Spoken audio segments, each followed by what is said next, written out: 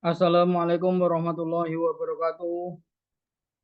Apakah Waalaikumsalam warahmatullahi wabarakatuh. ya Alhamdulillah ada tuh 6 orang yang sudah masuk nih peserta pelatihan.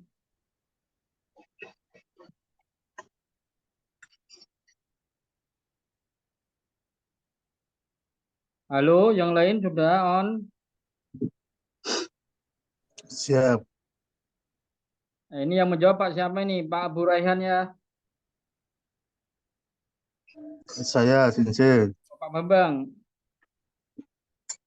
Oke.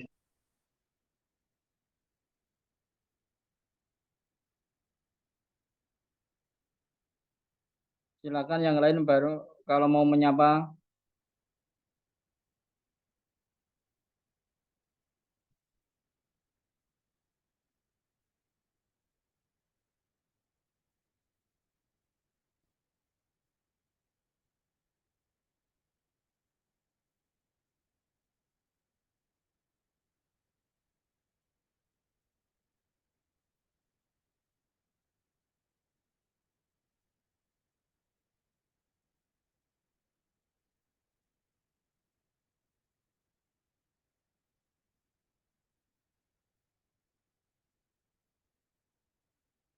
Bu Ani Kartika, Pak Suryadi,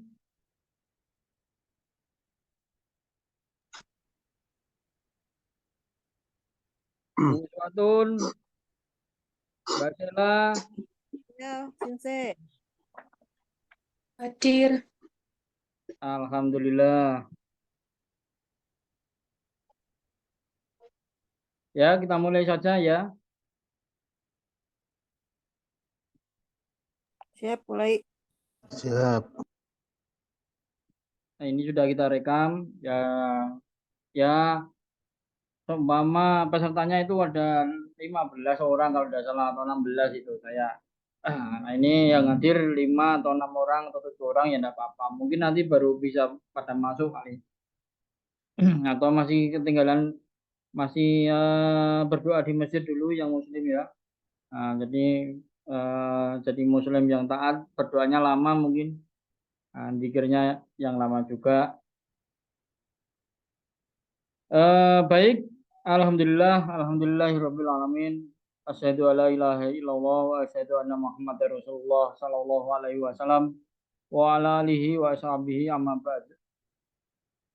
Para peserta pelatihan yang eh, saya hormati, yang berbahagia, alhamdulillah kali ini kita bisa bertemu secara virtual ya, secara virtual. Eh,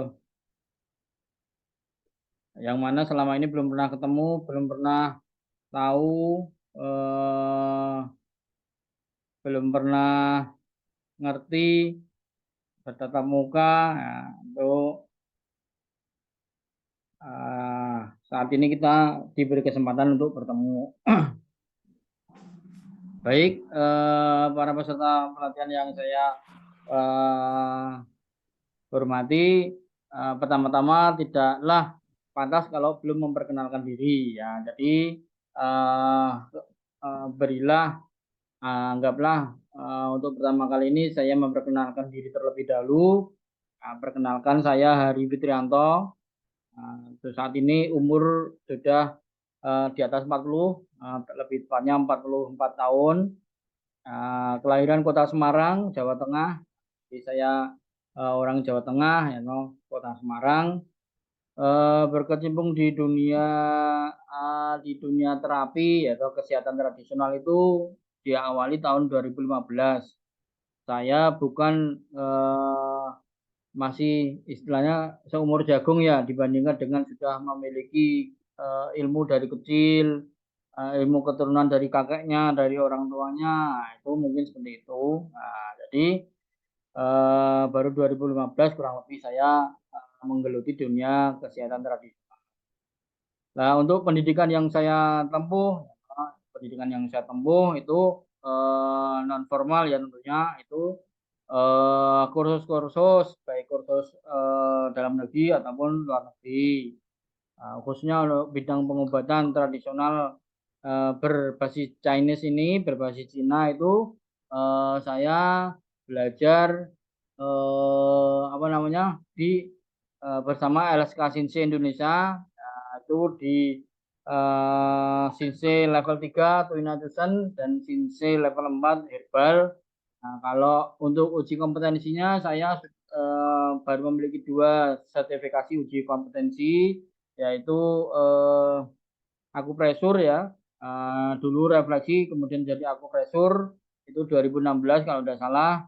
Kemudian 2021 itu kemarin ikut sertifikasi Shinsei level 3 untuk keterampilan terapi Tuinajusen seperti itu. Untuk yang herbalnya Qadarullah saya belum pernah mengikuti uji kompetensi. Jadi pada saat ada uji kompetensi saya kebetulan memang ada keperluan lain dan tidak bisa mengikuti. Nah, sementara seperti itu. Adapun kursus-kursus yang lainnya itu ya banyak macamnya, campur dari dalam negeri juga luar negeri. Nah, sedikit saja saya bercerita memperkenalkan diri. Nah, cuman kenapa saya dulu kerjanya apa? Mungkin seperti itu kan baru tahun 2015 dan 2015 ke bawah itu kerjanya apa? Ya kerjanya serabutan, ya, kerjanya serabutan, pedagang ya, wira swasta. Terus qadarullah saya itu mengalami kecelakaan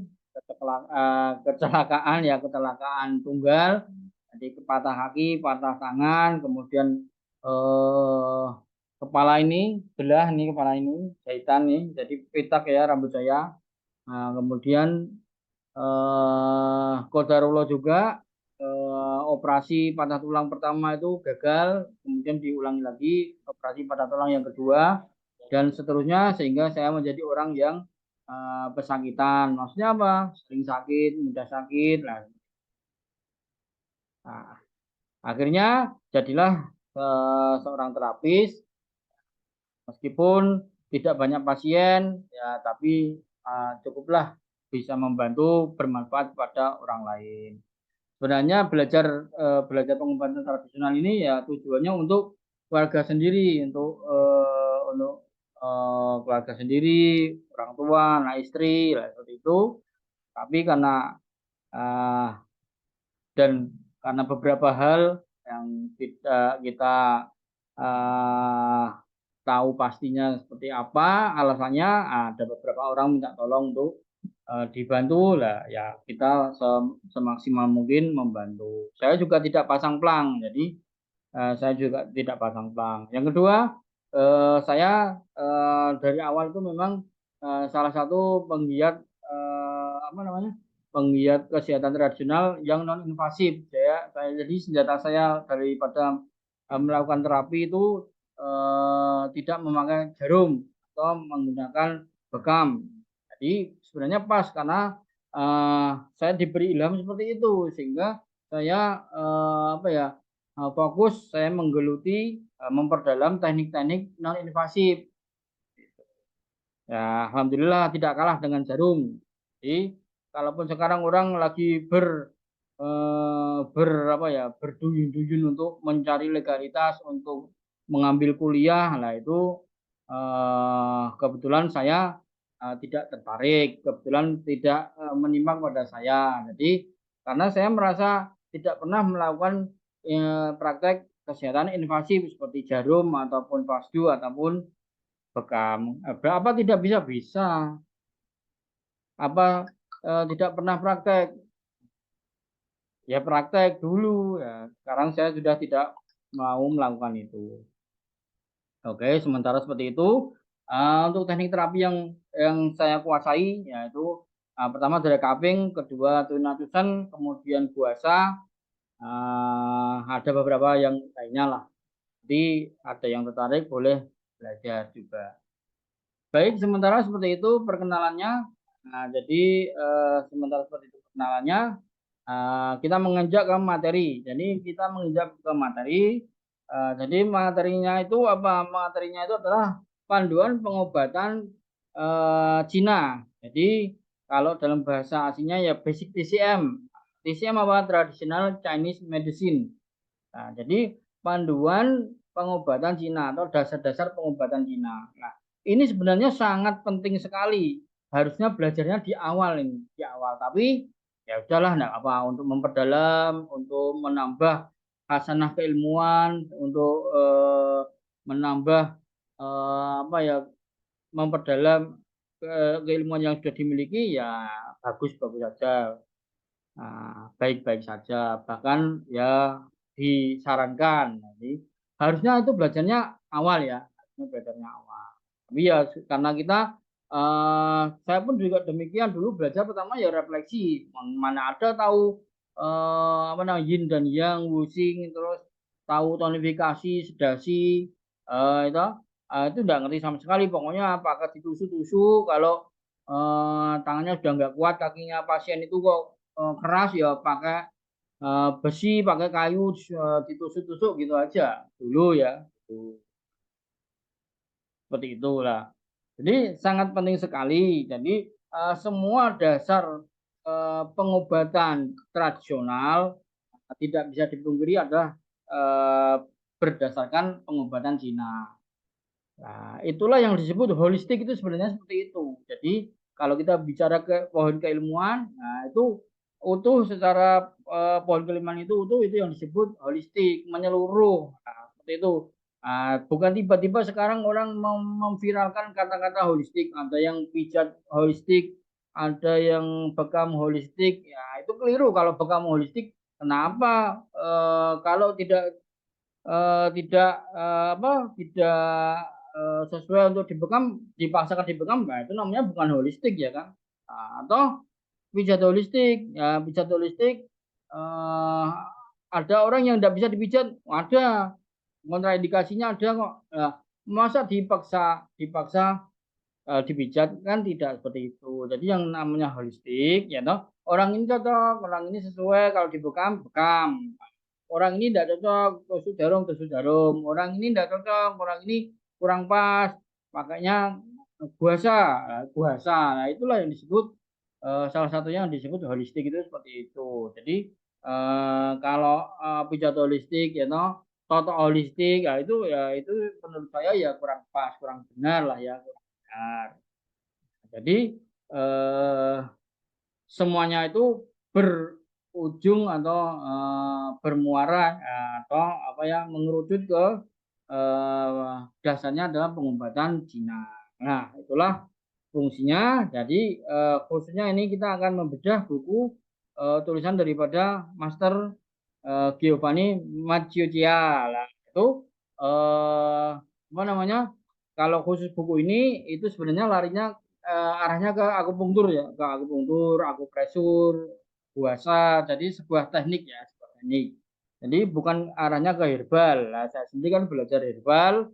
Eh, jadi kalau di herbal itu nanti belajarnya arahnya sudah berbeda lagi. Jadi belajar sindrom lebih dalam, belajar diagnosa lebih lidah lebih dalam. Akhirnya ke herbal, herbal tunggal dulu.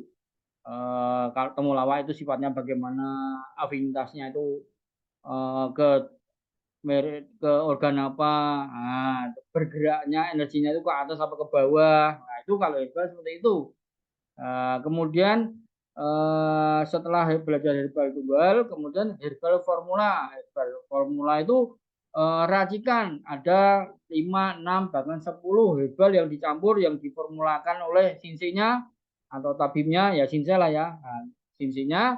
Nah, itu nanti ada empat macam menggolokkan ya, ada yang prajurit, ada yang raja lah seperti itu ya. Jadi namanya tapi tidak mengapa itu nanti yang penting kita setidaknya tahulah belajar tahu paham dasar-dasar daripada pengobatan Cina itu bagaimana berpikirnya ilmu pengobatan Cina itu bagaimana. Jadi kalau kita lihat suatu teknik terapi itu ketika melakukan 4 macam pemeriksaan, ketika melakukan diagnosa, ini pasiennya harusnya pasiennya lemah ya, harusnya dikuatkan biar kuat untuk menyeimbangkan kan gitu. Nah, kalau kita kan kalau tidak belajar, pokoknya pasien dihabisi, ya dipijat, dikeros sampai teriak-teriak, ditotok, ditusuk-tusuk sampai teriak-teriak, sampai nangis-nangis, sampai mencret-mencret, atau bahasanya bahkan sampai menangis, berdes mili matanya, itu salah ya kan, salah. Jadi kalau lemah dikuatkan, nah kalau kuat baru dilemahkan. Nah itu nanti konsep seperti itu, konsep TCM seperti itu akan membawa manfaat kepada umat, akan membawa manfaat kepada pasien. Jadi tidak asal dihabisi atau tidak asal di tidak asal di terapi, kemudian habis di terapi malah tidak bisa bangun. Ada kan cerita seperti itu, habis di terapi badannya malah biru-biru semua lah, malah melanjar nggak bisa bergerak tangannya. Nah itu terjadi seperti itu karena apa? Tidak menerapkan sebuah keilmuan yang berdasarkan pengobatan Cina. Jadi kalau Cina itu sampai sedetail itu ilmunya. Bukan saya berniat menjelekkan ilmu pengobatan kita ya, ilmu pengobatan lokal tidak, karena memang ilmu pengobatan Cina ini tersistematis, terstruktur, terus terdokumentasikan. Nah, sedangkan di tempat kita nggak ada dokumentasi sama sekali. Ada yang mau lihat itu ilmu jamu-jamu, itu tulisannya aja sudah bahasa Jawa Hanotoroko. Mana ada yang bisa membaca Hanotoroko? Nggak ada yang bisa membaca. Itu pun kalau mau lihat harus di museum di Belanda sana. Nah, kan malah repot. Nah, seperti itulah. Ya, kira-kira seperti itu. Jadi itulah manfaatnya daripada memahami, menguasai ilmu dasar daripada pengobatan Cina. Ya, kalau di pengobatan Nusantara ya, di pengobatan Nusantara kita bukan menyudutkan metode terapi yang berembel-embel Nusantara. Nah, itu kan kita nggak diajarkan sedemikian itu, tidak diajarkan. Oh, dingin, panas, kalau panas didinginkan, kalau dingin dipanaskan, lemah dikuatkan, nggak ngerti ya kan, nggak ngerti. Pokoknya kalau kencing batu minumnya kumis kucing, nah, secara empirisnya seperti itu, secara eh, ya ya empiris lah ya, secara turun temurunnya seperti itu. Nah, kalau apa namanya gagal ginjal minumnya daun sukun. Nah, seperti itu. Sudah seperti itu aja. Nah, tapi kalau di Cina itu detail. Nah, ini daun mama ya, kumis kucing itu sifatnya apa? Sifatnya dingin, sifatnya diuretik, afinitasnya organ ginjal. Jadi tepat tepat pengobatannya, ya. Jadi bukan sama-sama katakanlah infeksi ginjal, infeksi kandung kemih lah. Infeksi kandung kemih umpama salah dikasih minum apa namanya daun dewa umpamanya seperti itu, ya salah, ya salah. Karena apa, daun dewa atau daun saga, nah, maksud itu yang saya ingat aja lah ya.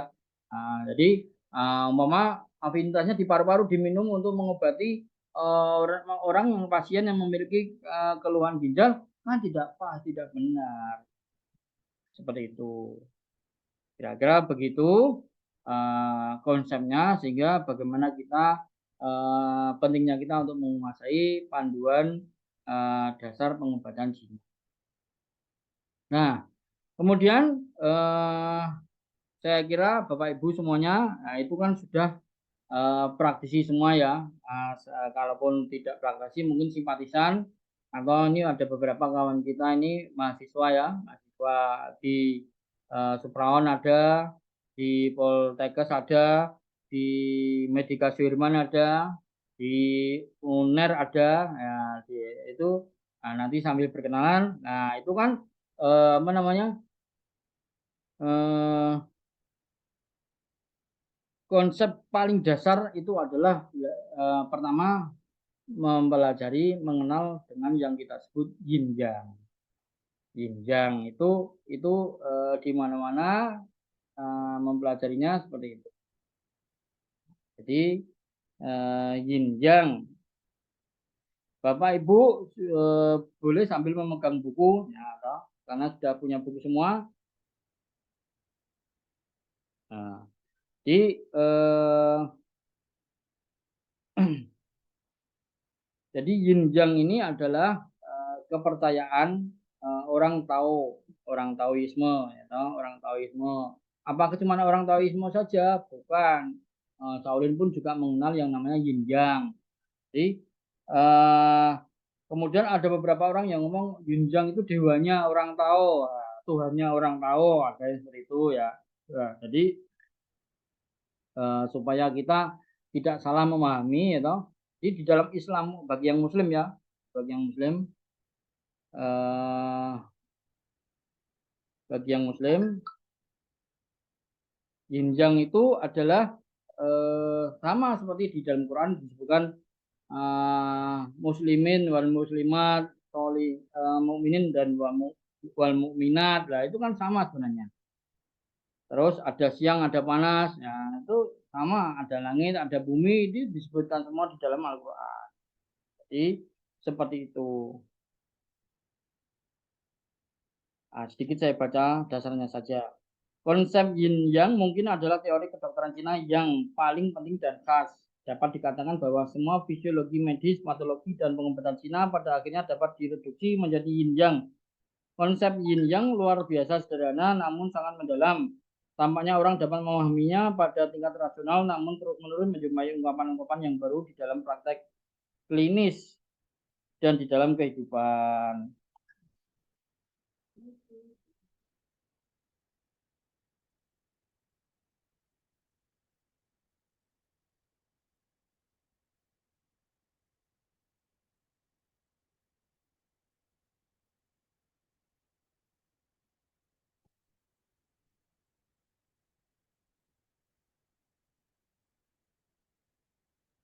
Kemudian sejarah yin yang. Rujukan paling awal kepada yin yang mungkin ada di dalam kitab perubahan atau I Ching. Kira-kira 700 sebelum Masehi. Di dalam kitab ini yin yang digambarkan dengan garis putus-putus dan garis tidak putus-putus. Nah, itu sudah tertulis 700 tahun sebelum Masehi. Ya, Masehi itu kalau dalam Islam kan kelahirannya Nabi Isa Al-Masih, Nabi Isa alaihissalam. Jadi sebelum Nabi Isa alaihissalam itu di negeri jauh di sebelah timur bumi itu yang kita sebut dengan negeri Cina itu sudah sangat administrasinya sudah sangat profesional, administrasinya sudah sangat apa namanya rapi, sehingga semuanya tertulis dengan rapi apa pada zaman itu. Jadi ada catatannya gitu.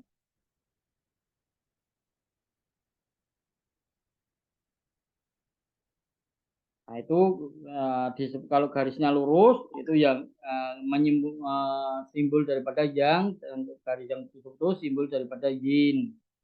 Nah, barangkali seperti itu.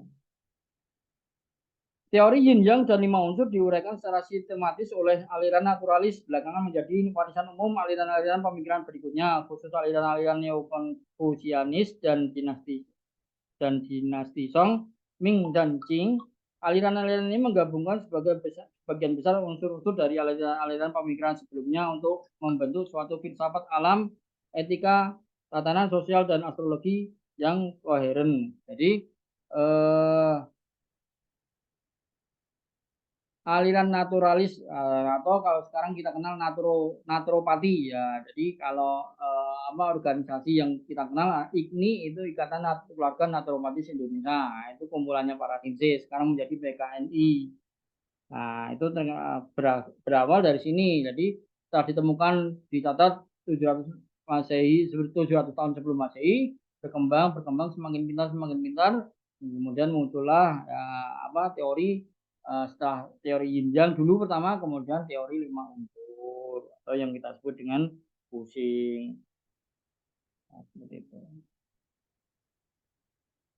Oke, kita rehat sejenak. Barangkali ada yang mau dipertanyakan, silakan.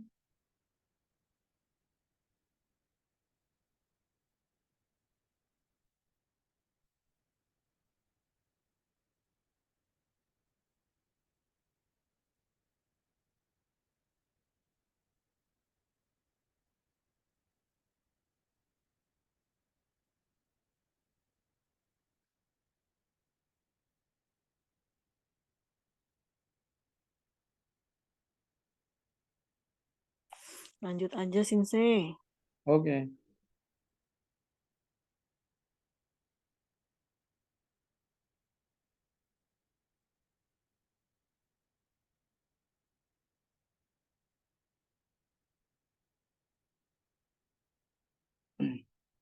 Hakikat konsep yin dan yang. Jadi antara yin dan yang itu kalau disederhanakan ya kalau yang berhubungan dengan sisi gelap dan sisi terang gitu ya.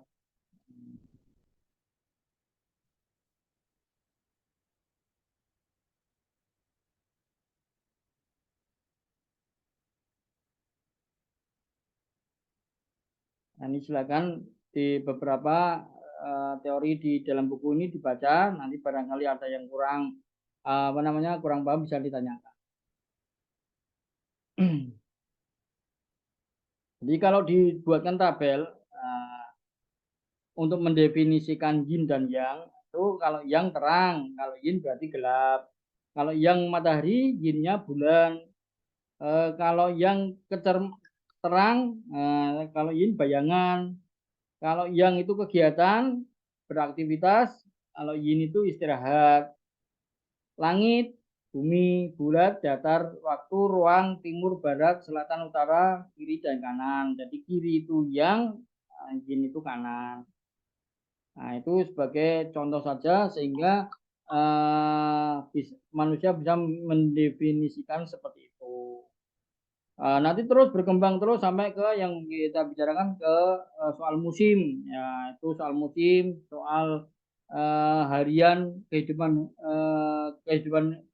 keseharian kita, itu kalau tengah siang itu di siang tengah hari itu yang panas itu yang, atau ketika tengah malam jam 12 malam itu yin. Nah, kemudian eh, ketika matahari terbit ya, yin yang, ketika matahari tenggelam yang yin. Nah, seperti itu. Nah, bahkan di musim pun juga bisa digambarkan digambarkan atau diterangkan sesuai konsep yin yang.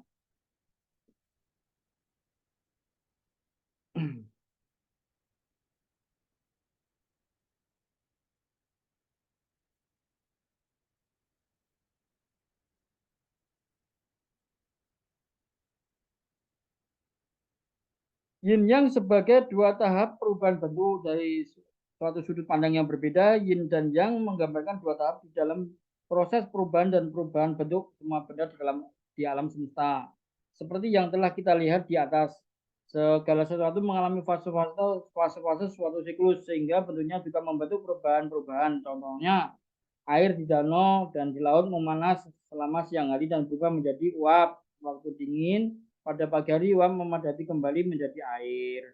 Nah, seperti itu. Jadi yin yang itu bisa berubah bentuk, ya, bisa berubah bentuk, bisa eh, kalau yang awal tadi saya belum jelaskan ya, yin yang sebagai dua fase gerakan siklus. Sebagai fase gerakan siklus itu ya ada siang terus malam, naik terus turun, sakit terus sehat, sehat ya sakit, kadang-kadang seperti itu. Nanti habis sakit sehat lagi, ya itu. Nah, lahir, hidup, meninggal, mati. Nah, apa namanya? Lahir, anak, dewasa, tua, renta, meninggal. Nah, itu yin yang itu daripada apa ya? Daripada konsep-konsep yang dipahami oleh teori yin yang, Nanti semua itu ada hubungannya dengan pengobatan. Jadi ketika orang terlalu yang, ketika malamnya bersenang-senang, euforia, ya kan, mabuk-mabukan di diskotik, ketika pagi ambruk, ambiar, ya.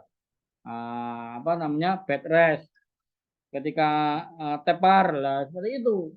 Jadi kadang-kala ada orang itu lemah, dibully, disakiti, tapi tiba-tiba menjadi seorang pendekar, menjadi seorang yang sangat kuat. Nah, itu konsep daripada teori yin yang itu juga bisa dibaca, dipahami menurut konsep teori yin yang.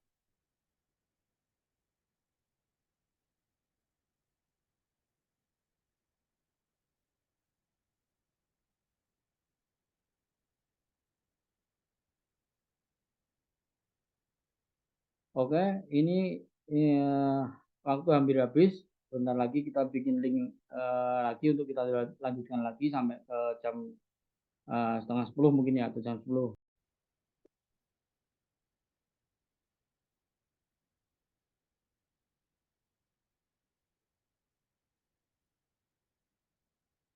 Halo tes, halo. Tinggal sisa 3 orang ini. Tadi ada trouble.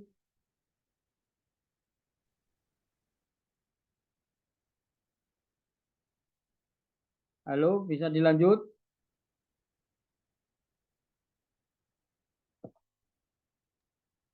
Bisa, Sense, silakan saya. Ya, ya, kita lanjut ya. Iya, Sense.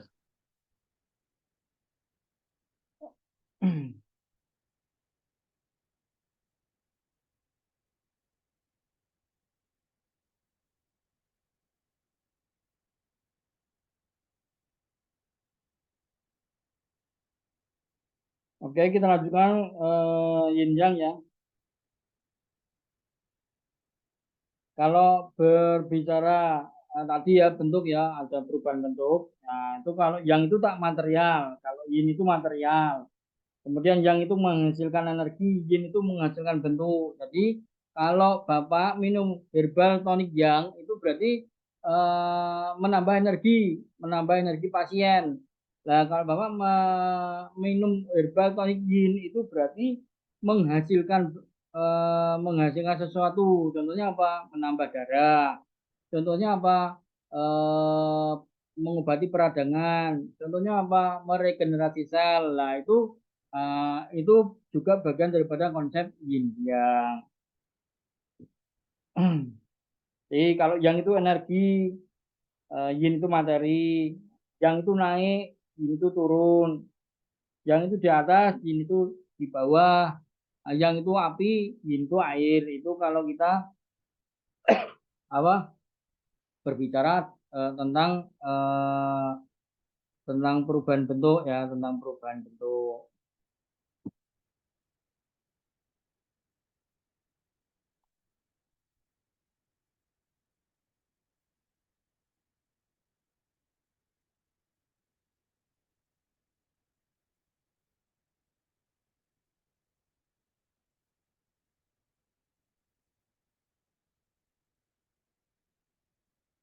Hubungan dan saling ketergantungan yin dan yang dapat digambarkan di dalam simbol yang terkenal dengan eh, simbol ini disebut terakhir dan tertinggi atau Tai Chi. Nah, Tai Chi itu ini ya. Nah, ini simbol Tai Chi ya. Nah, ini simbol Tai Chi. Jadi yin yang itu digambarkan dengan bulatan, kemudian ada bagian yang membentuk huruf S itu dan yang sebelah kiri yin, sebelah kanan yang, kemudian ada matanya yang menginformasikan bahwa di dalam yin ada yang, di dalam yang ada yin. Nah, kemudian huruf kurva S itu adalah simbol daripada apa namanya? Simbol daripada pergerakan, suatu pergerakan. Jadi suatu kehidupan itu harus bergerak. Nah, ini dengan Bapak Ibu semua silakan dilihat ya bukunya gambar 6. Nah, itu simbol daripada yin yang. Meskipun mereka adalah tahap-tahap yang berlawanan, tahap-tahap yang berlawanan ya, yin dan yang membentuk suatu kesatuan dan saling melengkapi. Ya, itu eh, satu kesatuan lingkaran ya itu saling melengkapi. Yang membuat benih yin dan sebaliknya, yang membuat benih yin dan sebaliknya hal ini digambarkan oleh bintik kecil hitam dan putih. Nah, salah satunya apa namanya? Ada benih di dalam yang ada benih yin, di dalam benih di dalam yin ada benih yang. Nah, itu jadi seumpama Bapak Ibu mengobati orang ya, tidak berenergi nih pasiennya, harusnya kan tambah yang, otomatis kalau yin-nya tidak diisi ya, eh, darahnya tidak diisi kan nggak mungkin energinya naik, nah, seperti itu. Jadi konsepnya seperti itu. Tidak ada yang seluruhnya yin atau seluruhnya yang, tidak ada yang total yin, semua yin atau yang. Kalau di dalam Muslim Ini kan urusan dunia ya. Kalau di dalam agama Islam ya, tidak ada manusia itu bersih semua, pintar semua, hebat semua seperti malaikat. Nah, itu tidak ada. Kalau kemudian eh, yin semua, umpama yin semua putih, baik, taat, patuh seperti malaikat tidak. Nah, tapi kalau terus hitam semua, ya, toh, ya jelek, suka membunuh dan segala macam maksiat, melakukan banyak dosa, keji dan segala macam itu juga tidak ada. Jadi seorang seorang eh, seorang biksu, seorang ulama, seorang kiai, seorang apa ya, kalau di dalam masyarakat itu namanya pendeta lah ya. Itu memiliki benih-benih nakalnya, memiliki benih-benih kejelekan. Nah, jadi itu tinggal kita menjaganya saja. Ini benihnya tumbuh apa tidak. Jadi seorang pembunuh pun, ya no, seorang perampok pun tidak menginginkan anaknya menjadi perampok. Seorang pelacur tidak rela anaknya juga menjadi pelacur. Nah, itu hal seperti itu di kehidupan sehari-hari kita itu konsep daripada yin yang itu sendiri. Oke, jadi eh, semua itu ada teorinya seperti itu. Kadang-kadang kan nanti kita bingung yin yang itu apa, atau kita apa dengan mudahnya eh, apa dengan mudahnya apa ya, ya yin yang semua tok kuwi mau yin yang ya cuma kayak gitu kan. Jadi sebenarnya tidak. Jadi ada sesuatu yang besar yang di dalam konsep yin yang itu ketika kita telaah, ketika kita dalami. Yang berubah menjadi yin dan sebaliknya yin berubah menjadi yang bisa, ya kan? Yang seorang yang baik, seorang yang terkenal soleh di negerinya, di kampungnya, tiba-tiba lama tidak ketemu, masuk koran, masuk TV, memperkosa dan membunuh. Lah itu bisa terjadi seperti itu. Atau mohon maaf, seorang perampok berandalan lah ya, seorang pembunuh tiba-tiba masuk berita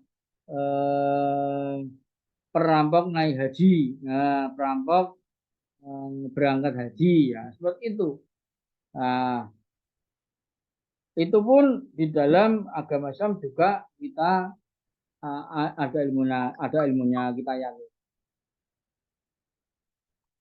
Seperti itu kan ya. Nah, jadi kalau di dalam urusan kesehatan, nah itu tadi nanti ketika orang lemah tiba-tiba, ya kan, setelah dipukul seperti di dalam film Kung Fu Hustle itu lemah, kalahan, tidak punya tenaga, ketika dipukul habis, malah energinya bergerak dalam, tenaganya meningkat, memiliki tenaga dalam yang kuat. Nah, atau orang yang eh, berhura-hura, berfoya-foya malamnya bergembira, sukaria, nah, terlalu yang ya, minum alkohol, pokoknya dunia hanya milik kita, nah, seperti itu.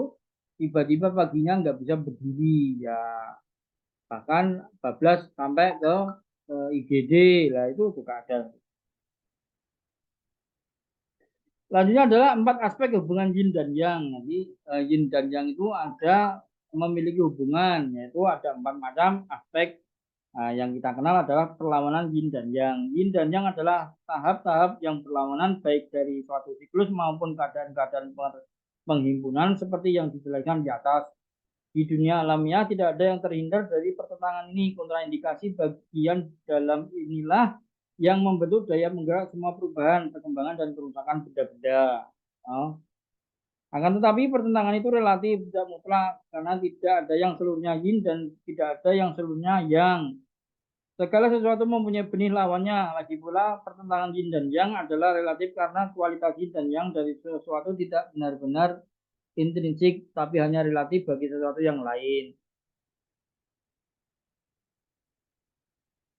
Oleh karena itu, berbicara secara ketat, kelirulah mengatakan bahwa sesuatu adalah yang atau adalah yin. Nah, jadi ini seorang yang soleh, nah, ini seorang yang jahat, nah, itu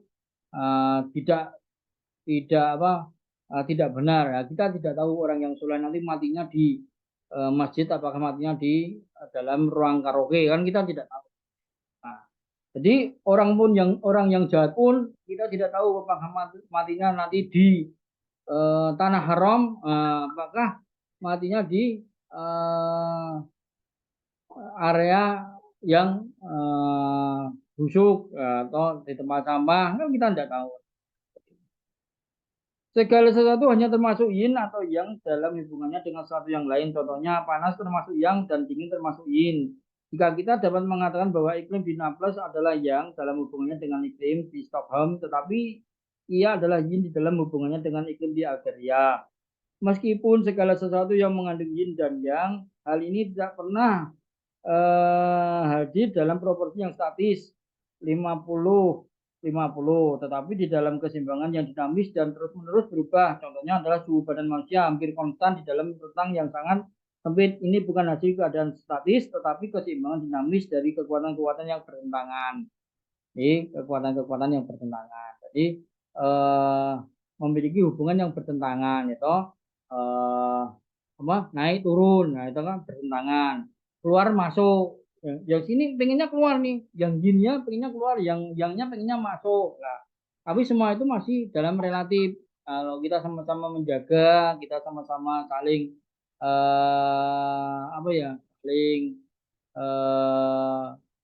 saling keterikatan, ya tentunya tidak sampai rusak, tidak sampai terjadi kerusakan, ya kan.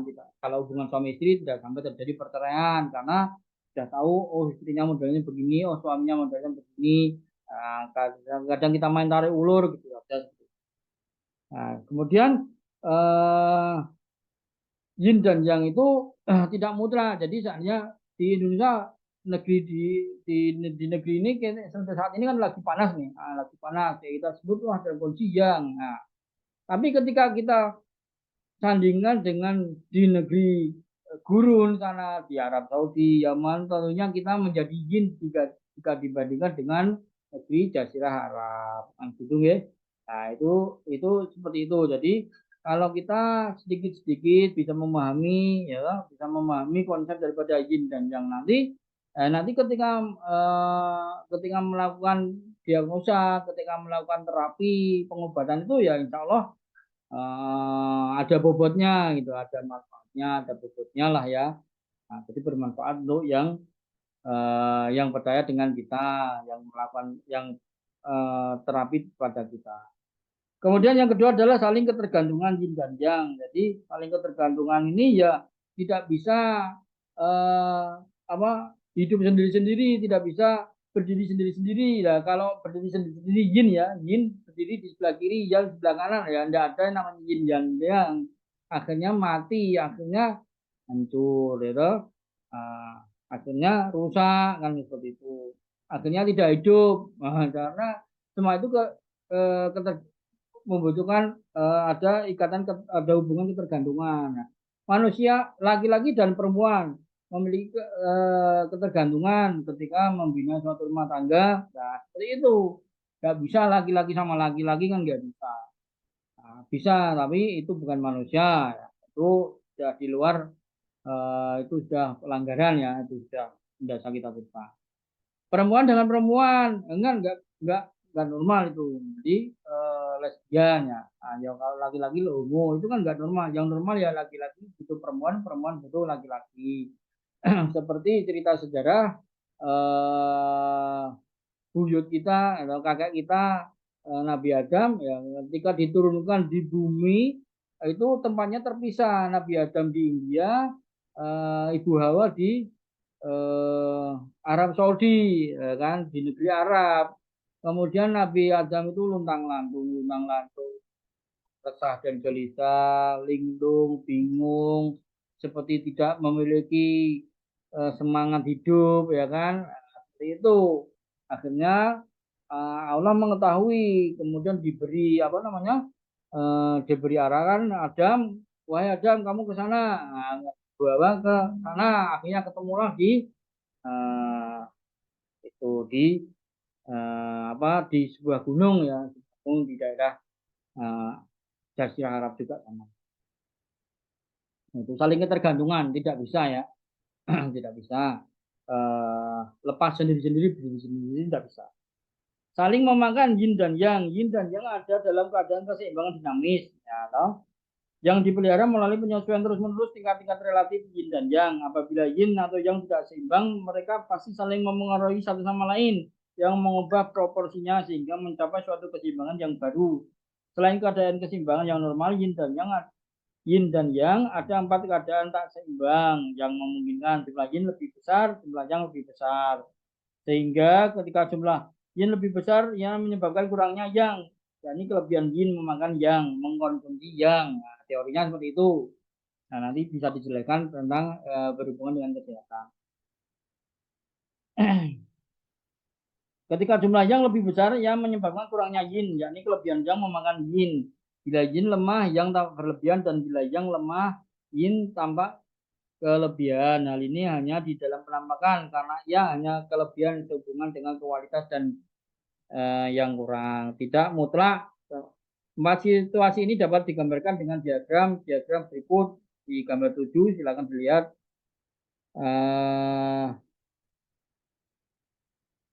Jadi saling memakan, mengkonsumsi, ya toh.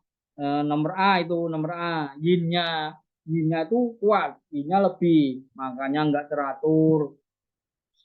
Nasi goreng babat, bakso urat, sate kambing, ya kan, nutrisinya terus lancar.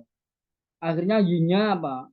Yinnya berlebih, kolesterolnya tinggi, asam uratnya tinggi, gula darahnya tinggi, ya itu mengkonsumsi yang menyebabkan energi turun karena yangnya itu turun karena dikonsumsi sebab kelebihan daripada yin. Atau yang B, yangnya ini terlalu tinggi. Orangnya kuat, ya kan? Orangnya seorang yang pemarah. Nah, seperti itu, ya. Itu tak terkendali, pokoknya. Gitu, hawanya itu panas terus. Nah, itu akhirnya mengkonsumsi yin, menyebabkan kekurangan cairan, menyebabkan kekurangan gula darah, darah rendah, darahnya kurang, nah, seperti itu. Sehingga kita sebut yang mengkonsumsi yin atau yang memakan yin. Itu untuk diagram yang B. Kemudian diagram yang C. Yang C itu kekurangan yin, yangnya normal. Nah, itu badannya akan terasa seperti ketika orang itu dalam kondisi dalam kondisi panas, gerah, gemuk gitu kan. Nah, padahal itu bukan, padahal itu kekurangan yin. Seharusnya sederhana, tambahin asupan minumannya, banyak makan buah yang berair, ya itu nanti akan seimbang dengan sendirinya dan akan sehat seperti sedia kala. Nah, ini yang disebut dalam bahasa TCM itu panas kosong atau panas semu. Ya, seakan-akan kita itu merasa panas, padahal kita itu kekurangan cairan, kita itu kekurangan yin, gitu. Nah, kemudian yang D adalah kekurangan yang, yaitu lemas, tak bergairah. Nah, itu. Nah, melihat 4 diagram ini, nah itu akan bisa menjadikan kita melakukan pengobatan kepada pasien itu berbeda-beda. Nah, no? Tidak yang A dibekam, bekam itu sunnah. Kemudian yang B dibekam lagi, enggak ada pengobatan yang terbaik kecuali bekam, ya. Yang C dibekam lagi, yang D dibekam, semua dibekam. Nah, itu tidak seperti itu tidak holistik namanya, ya, no? Tidak holistik. Jadi kalau yang A itu kan kekurangan yang, ya kekurangan yang itu harusnya apa? Ditingkatkan, dikasih herbal panas seperti ginseng, jahe, nah, atau tongkat ali, habatus sauda, madu, nah seperti itu. Atau diterapi dengan teknik metode pengobatan moksa buji, dipanasi, dinaikkan yangnya, dihangatkan tubuhnya, mandi uap panas, nah seperti itu. Nah ini kalau dibekam, biar pasiennya, biar masuk IGD, seperti itu. Non kekurangan energi kok dibekam. Kemudian apa ini? Yang B ini kelebihan yang, ya toh? Kelebihan yang. Nah ini tapi kekurangan yin. Nah ini boleh dibekam, atau boleh dibekam. Kemudian diberi asupan. Asupannya apa? Kurma, susu kambing, madu, ya toh? Jangan hanya dibekam toh. Nah nanti kalau dibekam kemudian nutrinya nggak ditambah, nggak dijoki, ya toh? Nah nanti akan tiba-tiba kok kunang-kunang ya, kok kunang-kunang ya, habis dibekam kok kunang-kunang, clear-clear jalannya ya, seperti itu karena tidak pas ya toh. Kita jangan terus saklek gitu. Oh, apa-apa dibekam, apa-apa dibekam. Nah, itu tidak pas, itu tidak benar menurut kacamata pengobatan holistik. Ngakunya holistik kok nggak bisa, katanya pengobatan holistik bekam. Salah, pengobatan holistik itu ya nggak bekam toh. Kemudian yang D, yang D ini total ya kan, total tidak boleh dibekam, apalagi yang kekurangan energi, kekurangan darah kok masih dibekam. Ya apa? Ya dipijat, dimuksa, di apalagi itu yang sekarang lagi keren itu pakai infrared, pakai apa namanya?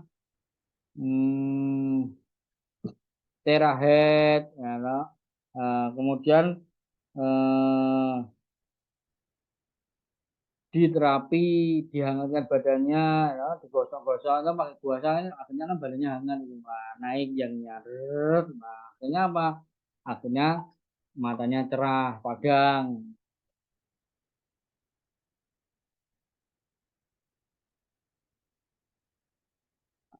Oke. Empat hubungan yin dan yang sudah dijelaskan ya. Nah, sekarang penerapan yin dan yang dalam kedokteran, dalam pengobatan. Dapat dikatakan bahwa seluruh kedokteran Cina, fisiologi, patologi, diagnosis, dan pengobatannya semuanya dapat direduksi menjadi teori dasar dan fundamental yin dan yang. Setiap proses fisiologis dan setiap gejala atau tanda dapat dianalisis dari segi teori yin yang. Nah, ini menggunakan teori yin yang saja sudah bisa mendiagnosa, kan? Sudah bisa mendiagnosa, sudah bisa menganalisa, akhirnya seperti itu. Pada akhirnya setiap pengobatan ditujukan pada salah satu dari empat strategi ini, yaitu menambah persediaan energi yang pertama, kemudian menambah persediaan energi yin. Nah, kalau menambah energi yang itu ya diterapi, dikuatkan, dipanasi, dimoksa busi, dimandi uap, rendam air panas. Nah, seperti itu. Kemudian menambah persediaan energi yin, nah, ditambah nutrisinya, ya, ditambah nutrisinya, dikasih asupan-asupan yang bergizi, yang bernutrisi. Nah, kemudian yang nomor tiga adalah melenyapkan atau mengurangi kelebihan yang, yang dibekam. Ya. Salah satunya ditingkatkan fungsi fisiologinya ginjal sehingga ginjal itu bisa membuang cairan yang tidak dibutuhkan oleh tubuh. Nah, itu. Atau kita berolahraga, dengan berolahraga badan jadi hangat, berkeringat, dibuanglah toksin-toksin yang ada di dalam tubuh sehingga metabolisme tubuh itu menjadi lebih baik, badan menjadi enteng, rileks, ya kan, segar, seperti itu. Karena apa? Fungsi fisiologinya berjalan dengan baik. Ya. Jangan remehkan olahraga. Olahraga sederhana itu olahraga bergerak. Kita tidak bisa berbicara tai chi, kita tidak bisa berbicara Shaolin. Bergerak saja biasa, jalan kaki, ya, naik kuda kalau punya kuda, berenang kalau dekat laut, nah, seperti itu. Kalau enggak ada fasilitas fasilitas udah ada Pak di tempat sana bayar 250.000 ya udah usah lah. Ngapain lari aja gratis ya, sambil latihan nanti kalau ada rezeki bisa berangkat umroh, bisa berangkat haji, energinya sudah siap ya kan, karena sudah terbiasa lari. lari lari kecil kalau dalam bahasa agama Islam itu sa'i, di dalam haji itu umroh. Nah, itu nggak apa-apa, yang penting menggerakkan apa, meridian, melancarkan energi dengan cara bergerak.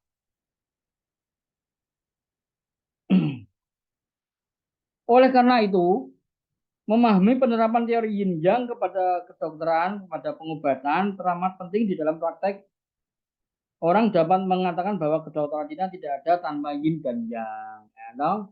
Sepele sederhana, tapi kita butuh mendalami, butuh mengetahui apa yang kita sebut dengan yin dan yang. Jadi kalau ada orang yang mohon maaf ya yang dibuatan gitu, terus ngomong yin dan yang itu dewanya orang tahu tidak sah, yang dasar jiran telang, gitu. Ini konsep ini pun tidak orang tahu, tidak orang ateis, Allah pun juga apa namanya menginformasikan, menuliskan di dalam kitab-kitabnya. Jadi seperti itu. Ada siang, malam, ada laki, perempuan. Kemudian yin dan yang di dalam yin dan yang pada yin dan yang pada struktur tubuh. Jadi setiap bagian tubuh manusia mempunyai karakter yang sebagian besar yin atau yang, dan ini penting di dalam praktek klinis. Akan tetapi harus ditekankan bahwa karakter ini hanya relatif. Contohnya wilayah dada adalah yang dalam kaitannya dengan perut karena lebih tinggi, tetapi yin dalam kaitannya dengan kepala. Nah, jadi seperti itu. Nah, bagaimana kacamata yin dan yang di dalam seluruh tubuh, yaitu kalau yang itu adalah superior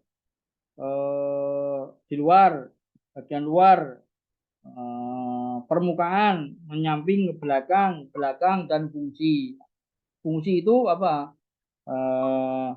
Tangan bergerak, kaki bergerak, mengambil, berjalan. Nah, itu fungsinya. Kalau yin itu inferior, bagian dalam, permukaan, tengah-tengah depan, tengah-tengah atau depan. Nah, kemudian struktur. Nah, yin ini strukturnya, ini yin ini tulangnya, ototnya, tendonnya itu yin. Nah, tapi kalau fisiologinya, itu yang disebut dengan yang. Jadi kalau kekurangan yang nggak bisa bergerak. Gitu. Kalau kekurangan yin, nah artinya apa? Ototnya mengecil, atrofi, atau balung kulit. Dalam bahasa Jawa saya ya kari, wah itu sakitnya sudah parah, kari balung kulit. Nah seperti itu. Jadi tinggal tulang dan kulit saja.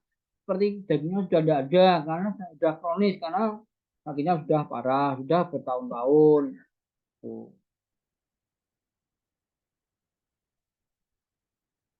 Nah, ini bisa dibaca sendiri ya. Itu yang yin, yang dan yin, bagian depan, kepala, itu semua silakan dibaca.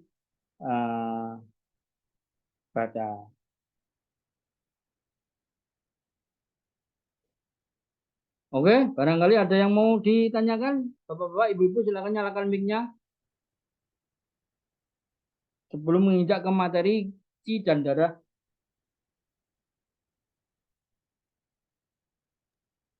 Saya mau bertanya, Sensei. Ya, Tadi yang ekses yang itu, ciri-cirinya bagaimana, Sensei? gimana?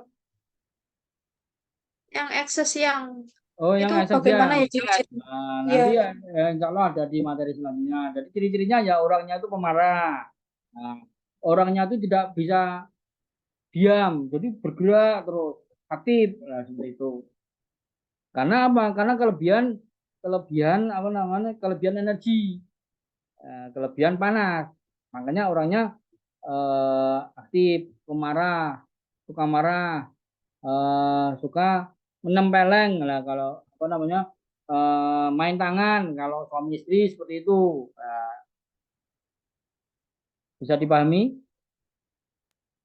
Bisa, Sensei. Terus tadi itu sedengar saya itu yang yang yin defisiensi dan yang ekses itu katanya boleh dibekam. Bukannya kalau defisiensi yin itu nggak boleh dibekam ya? Ya, karena kita mau ngambil yangnya saja, ya biar seimbang. Makanya sebelum dibekam diberi asupan seperti susu kambing dan madu, susu kambing kurma plus madu, ya, gitu tuh. Bisa Oh, dipahami? jadi ada ininya ya. Apa kayak KIE-nya? Ada apa? Kayak anjuran-anjuran sebelum Oh dibekam iya, gitu. jadi begini, begini Mbak Sela ya ini ya. Halo? Iya, Sensei. Jadi begini, kalau di dalam SOP daripada diagnosa, jadi menegakkan diagnosa itu mengisi form pemeriksaan, melakukan 4 macam pemeriksaan. Nah, itu mengamati atau mewawancarai, nah, kemudian dan segala macamnya sampai selesai, terus mengerucut orangnya adalah defisiensi, orangnya yin. Nah, nanti setelah itu di kolom paling bawah ada yang namanya saran dan pantangan.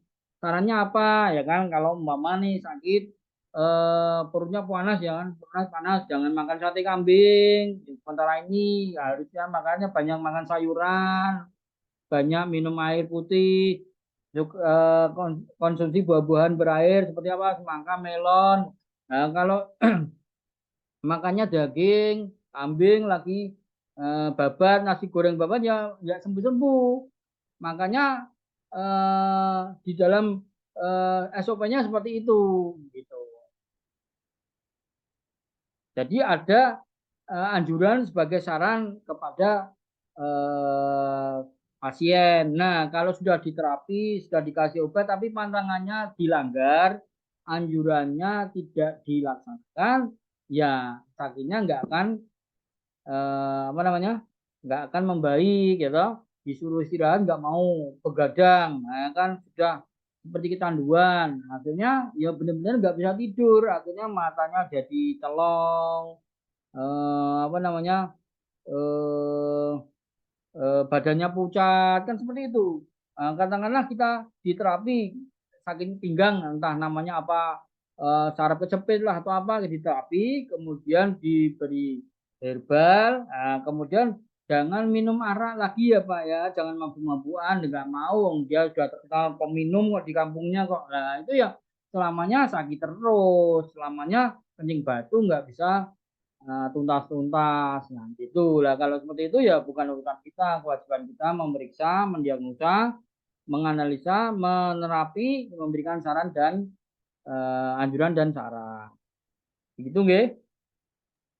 Baik, Sensei, makasih. Ya, sama-sama. Ada yang lain? Pak Jatmiko? Mau tanya Sinsi. Pak Nanang mana nih Pak Nanang nih? Ya, yang monggo silakan, ini siapa ini yang pertama tadi? Halo, silakan. Saya ya. Ya. Pak Bambang, monggo Pak Bambang. Pernah, pernah dengar itu namanya apa itu, yang melukai yin atau yin melukai yang, itu penjelasannya gimana? Penjelasannya yaitu tadi Pak, mengkonsumsi Pak. Oh Halo. sama ya, yang Iya makan sama. yin gitu Jadi ya. gini Pak, ibaratnya ya terserang patogen panas. Ya, kemudian CO atas lah kita sebut, ya atas itu apa, paru-paru dan jantung, ya terserang patogen panas. Nah, akhirnya apa, radang paru-paru, infeksi paru-paru, karena tidak bisa menyeimbangkan. Harusnya begitu ada patogen panas, musim panas dan segala macam, dan nggak enak nih tenggorokan, kerongkongan sudah nggak enak. Harusnya banyak minum jus alpukat,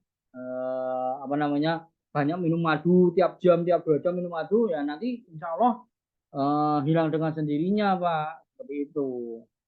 Jadi tidak sampai terlukai, tidak sampai terjadi peradangan, karena apa, panasnya mengkonsumsi yin itu tadi.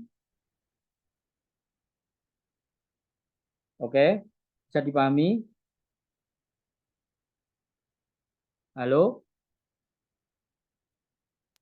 Oke, siap. ya, bisa dipahami Pak Bambang ya? Ya, oke. Nah, jadi kemungkinan Pak, kemungkinan beda bahasa karena beda guru, karena beda karena beda apa, eh, ya beda guru lah ya, beda dapat ilmunya, mungkin seperti itu. Cuman faktor ini saja, faktor apa, beda bahasa saja. Yang lain, Pak Nanang mana ini Pak Nanang nih?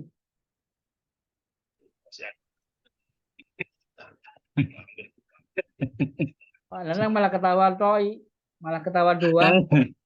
Eh, Ngikutin aja ini Sensei. Ya, monggo.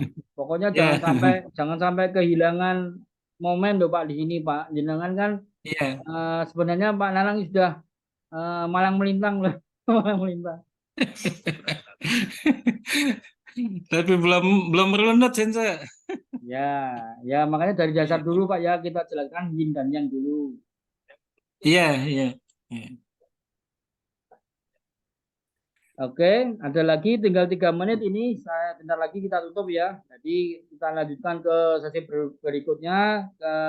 Apabila ada yang kurang berkenan, kekeliruan, namanya masih pertemuan perdana. Mungkin sebenarnya saya sudah beli itu Zoom Pro yang harusnya tidak dibatasi waktunya, tapi kok ini saya masuk kok dibatasi waktunya, saya tidak tahu, tiba-tiba mati gitu aja.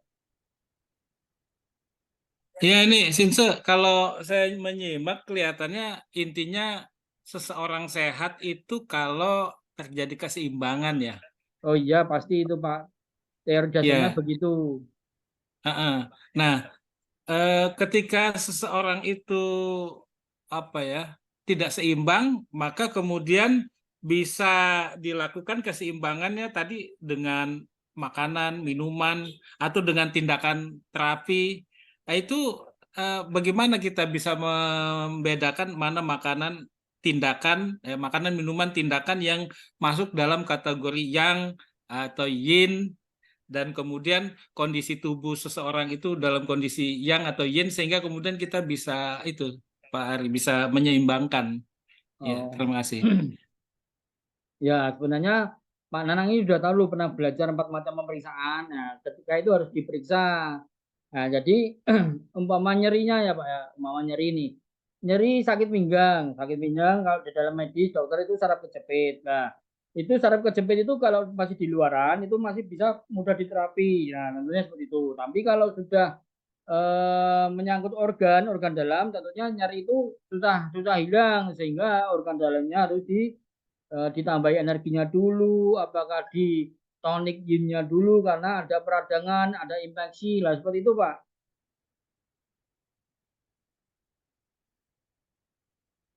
Jadi harus diperiksa, dipalpasi, ya dipalpasi itu ditekan-tekan bagian yang sakitnya seperti itu baru nanti akan ketahuan. Karena ya mungkin karena sekedar teori ya di pelatihan Susun ya mungkin karena tidak praktek jadi ya masih mengambang.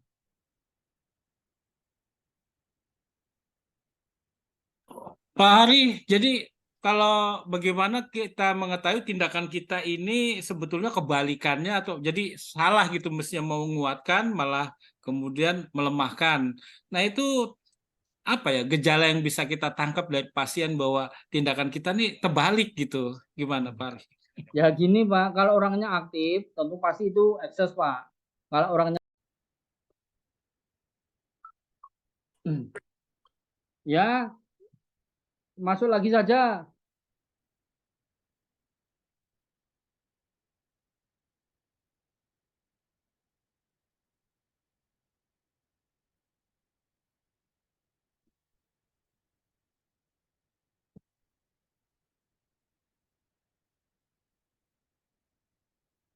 Saya nggak ikut.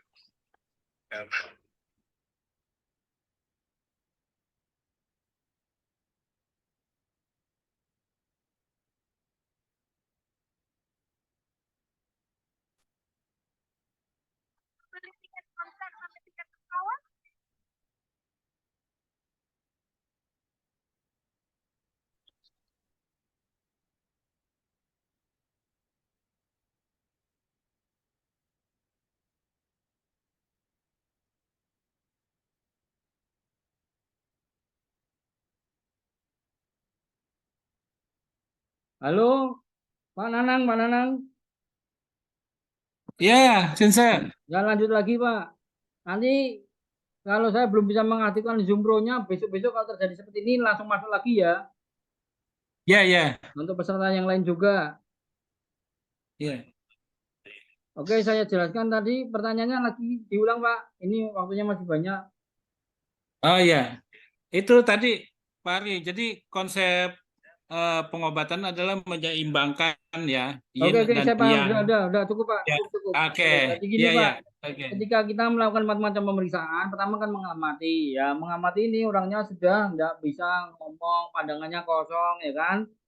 Nah, itu nanti terus diperiksa lidahnya, oh dingin lah. Itu berarti selain dikuatkan, ya toh, selain dikuatkan, kemudian dipanasi, dihangatkan. Nah, kalau orangnya datangnya sudah belum apa-apa, wah, ngomongnya sudah teriak-teriak, waduh, waduh, waduh, wah, wah, seperti itu. Nah, ini orangnya ekses ini, harusnya biar rileks ya dibekam, umpamanya seperti itu.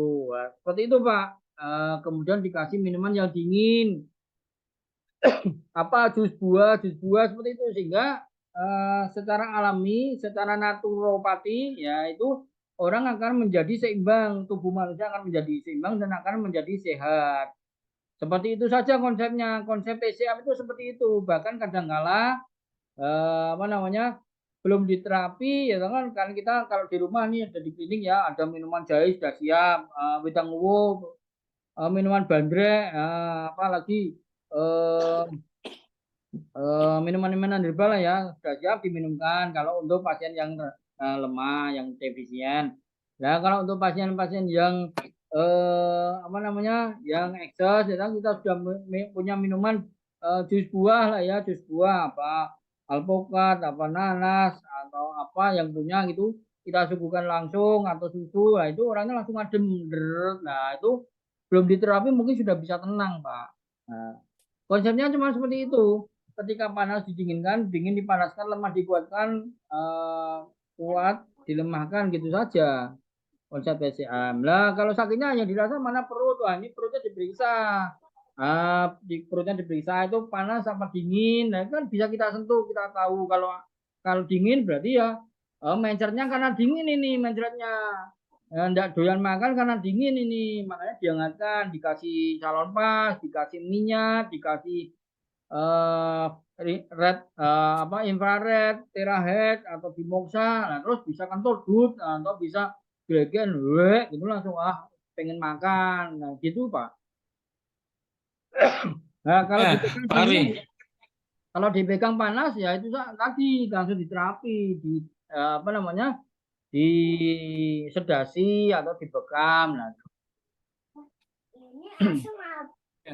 Nah itu pentingnya itu jangan sampai kemudian pasiennya malah pingsan gitu atau karena kesalahan kita gitu Pak Ari. oh Dan iya, makanya begitu Pak. Ini kan kita belajarnya panduan pondasi dasarnya saja dulu, adapun nanti untuk yang lebih detailnya di kelas diagnosa memang seperti itu.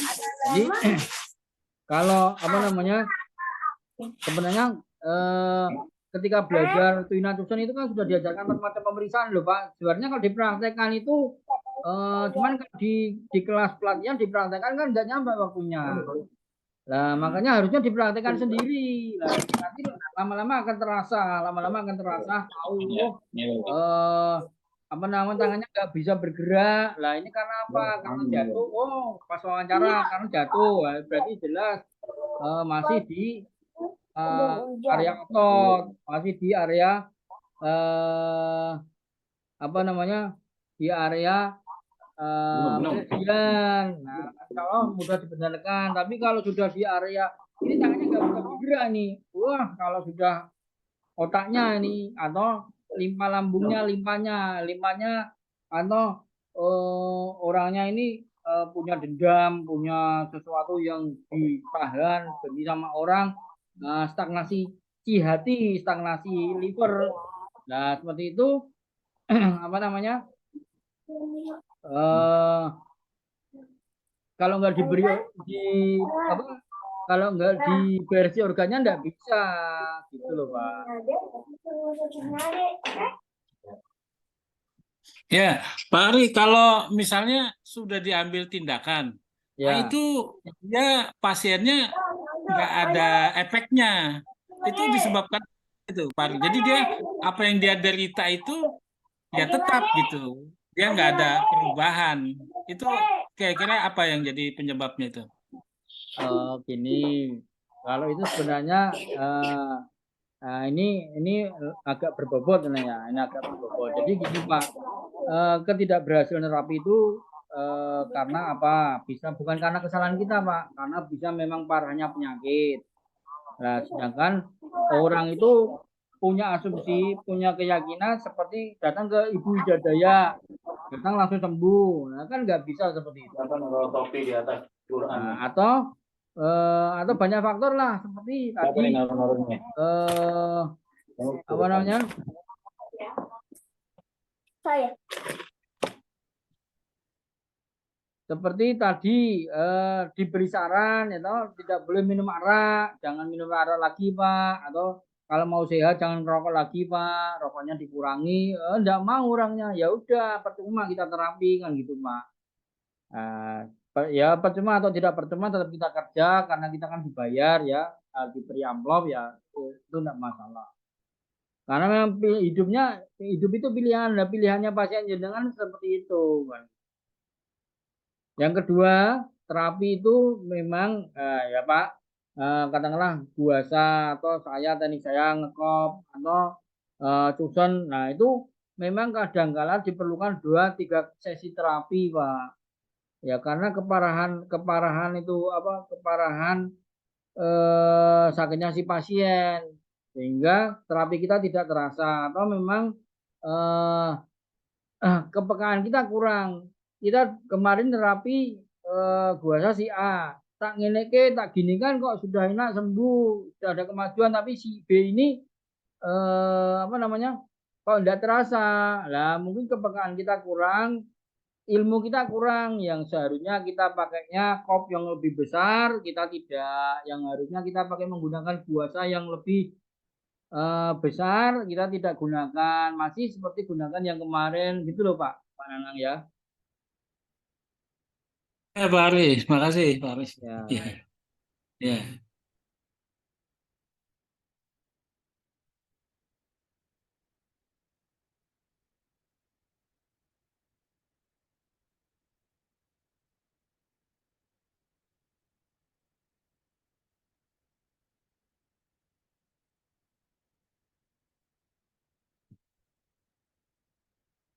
Oke, yang lain barangkali kita sudah coba 40 Saya menit mohon izin ketiga. bertanya lagi. Iya, monggo Mbak.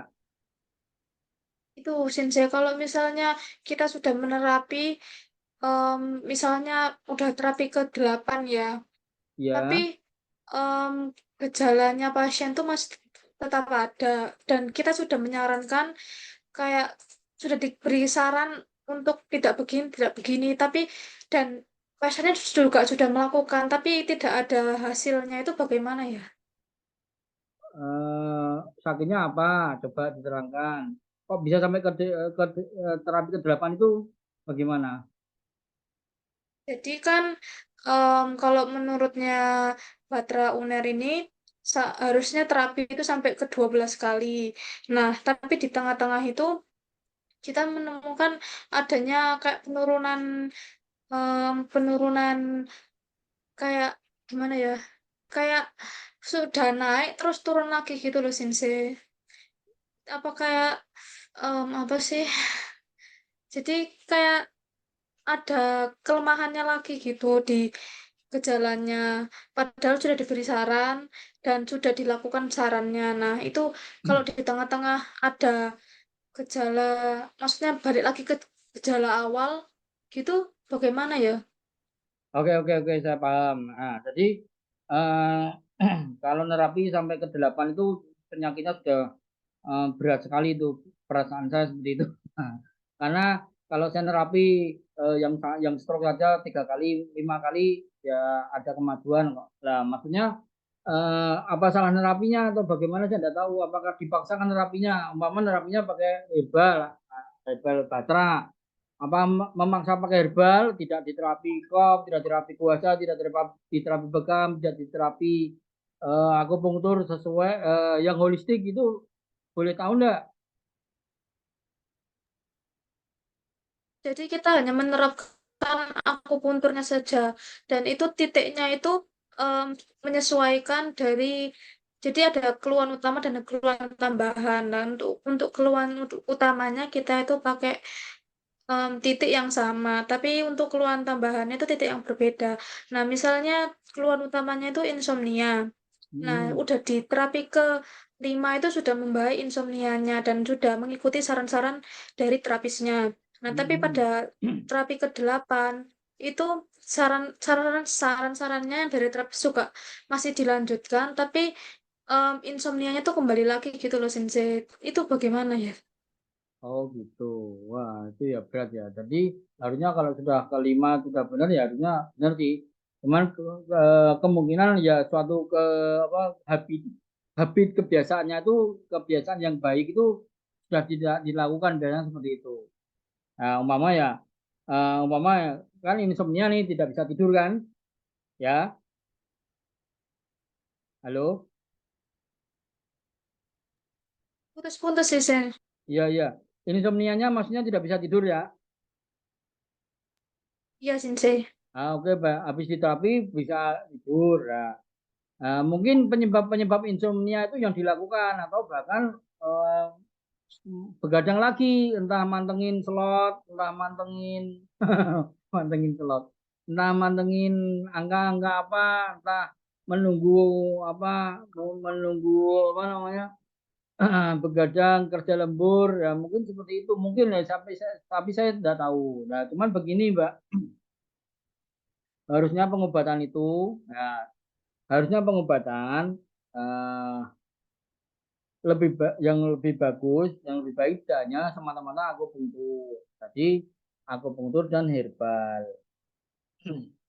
Nah, syukur-syukur belajar nutrisi. Nah, itu pas lagi. Jadi makanya tidak salah makan nantinya seperti itu.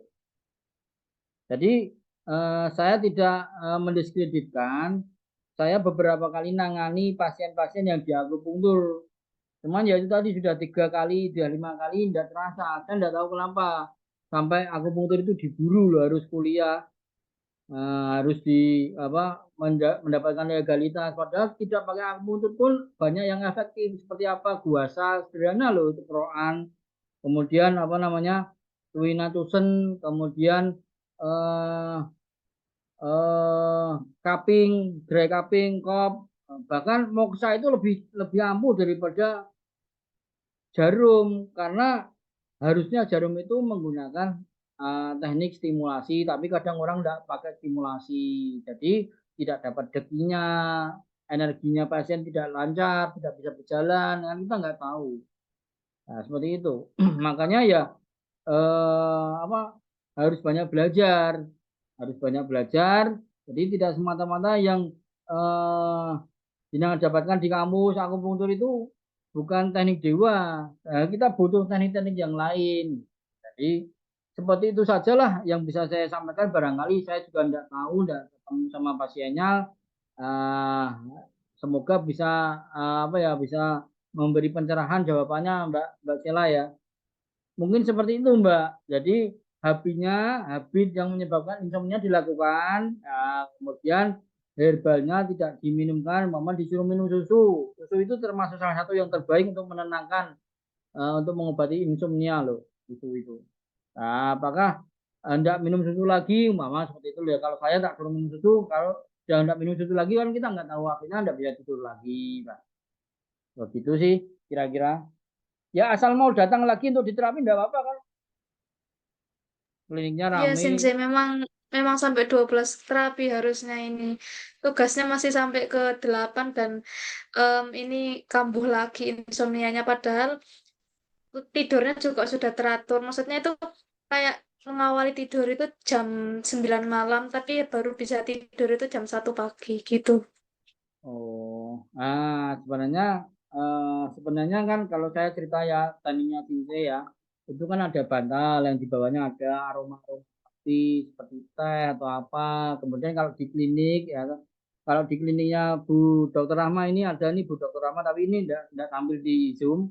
Nah, itu ada gemericik air, kemudian ada alunan-alunan suara seperti ketapi-ketapi gitu kan, Mama itu bisa merilaskan begitu diterapi orang pasiennya malah tidur. Nah itu ada seperti itu. Nah itu ya kita tidak tahu lah teknik itu disarankan.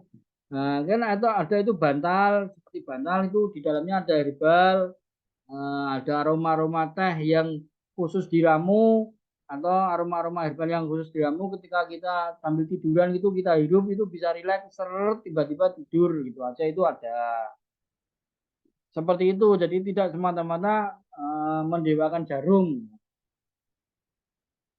Sinse, Ya, monggo Pak.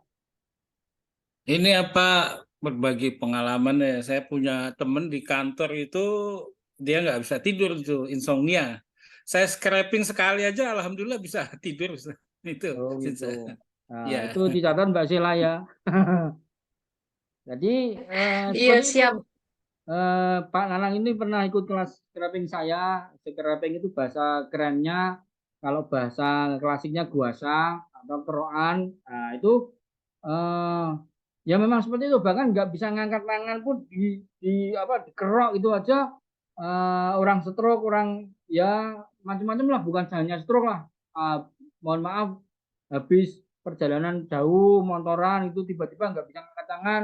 Nah, itu di scraping aja cukup handal loh, cukup handal. Kalau kita bicara teori lah, herbalnya apa? Herbalnya ya pelancar darah saja, pelancar darah, pelancar uh, liver, apa itu ya kunir, temulawak itu termasuk pelancar energi liver. Nah itu sudah besoknya sudah lompat-lompat sudah main bulu tangkis sudah seperti itu.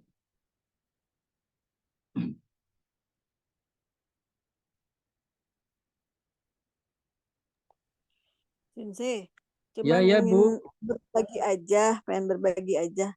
Ya, emang bener itu scrubbing emang bagus banget itu buat terutama untuk keluhan-keluhan di kepala ya, misal pusing atau gejala stroke ringan itu bagus banget ya di scrubbing. Saya Ya, ngalamin sendiri gitu, enak banget. Dibanding ditusuk jarum itu lebih bagusan scrubbing untuk ke kepala ya, terutama kepala, leher, di belakang leher ini bagusan scrubbing sih kalau untuk daerah situ. Gitu ya, aja. Jadi kepake banget tuh ilmunya tuh, Sensei, Masya Allah. Alhamdulillah. iya, iya Bu, iya ya. Mungkin juga jangan dilupakan faktor emosi, faktor jiwa, mental, pikiran. Ya, itu salah satunya kalau kita mau menyeluruh ketika melakukan wawancara itu ditanya, lah kenapa sih ibu itu kok jengkelan kenapa? Nanti kan akhirnya cerita, ibu itu kenapa, bapak kenapa, mantunya itu tidak mau kerja, keset kerja lah seperti itu. Itu saja. Kadangkala begitu itu bisa dirilis, kadangkala bisa ke orang tua kan, wah mantuku ke saya kerja, aku anak putuku piye, nah, anak cucu saya bagaimana ini hidupnya kan nggak bisa tidur itu. Nah, mau seperti itu lah. Nah, itulah apa namanya melakukan macam-macam pemeriksaan. Salah satunya ketika mewawancara bisa menjurus ke merilis atau apa, menterapi spiritualnya pasien.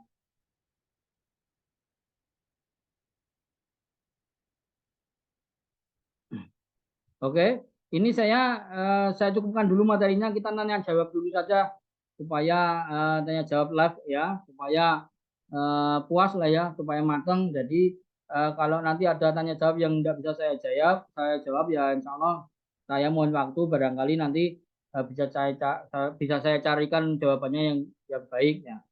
Nah ini saya tidak pernah dengar ini Pak Suryadi dari Kalimantan ini Pak Suryadi sama Pak Taufik, mana Pak Taufik ini orang Tangerang ini Pak Taufik ini.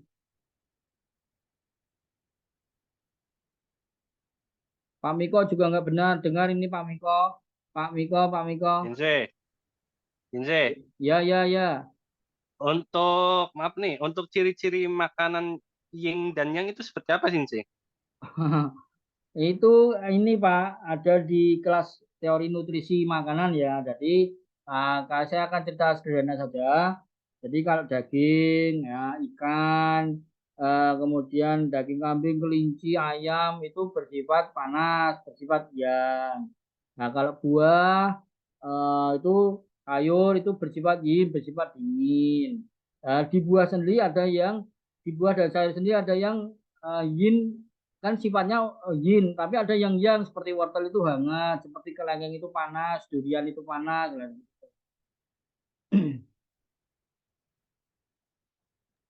Berarti untuk kayak buah itu yang berwarna seperti apa sih Cek, kalau yang panas, tipenya panas dan tipenya dingin itu? Tidak ada ciri-ciri secara warnanya Pak, tapi itu sudah dibikinkan daftar klasifikasinya Pak.